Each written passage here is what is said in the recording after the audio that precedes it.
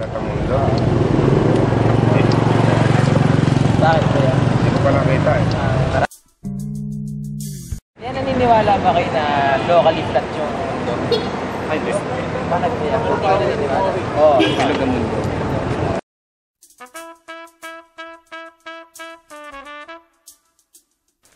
Manila. Busy, traffic, maraming tao. Pero mas naintriga ako sa markang to. Earth, locally flat. Ano to? I-search sa internet. Yun, no? Sino to? Salengga? May nakikita ka ba dito yung nagsasabing lalalaw yung mundo? Wala siya kayo nito eh. Wala siya kasama yun. Kabila.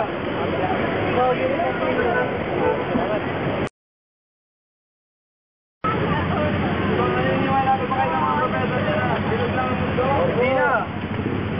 Paano nangyari yun? Medyo. Alam mo ba ng mga professor niya tinuturo nila o napahiya na sila sa Diyos? Ano po bang tunay na pangalan nyo? Ang pangalan ko, Angelito Salengga. Angelito Salengga. May pamilya po kayo? Oo. Opo. Kaya lang ayoko magbigay ng ng personal na Info po. bagay kasi merong isang code of ethics ang isang prophet eh. Ang prophet, dinadala-dala niya yung message ng God. Hindi siya importante.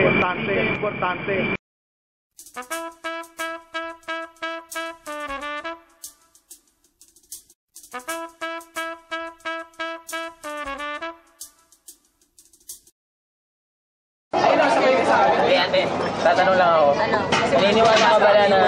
Naniniwala ka ba na locally flat yung mundo? Hindi.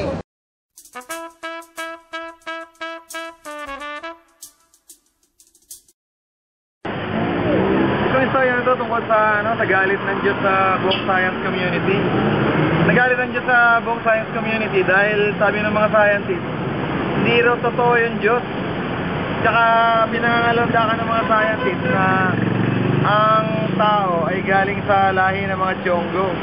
Nakalagay sa Bible na ang mukha ni Adan ay kinopya sa mukha ng Diyos.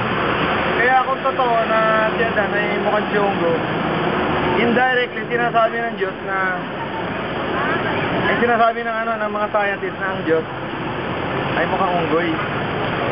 Kaya dahil sa galit ng Diyos, ginawa niya akong prophet.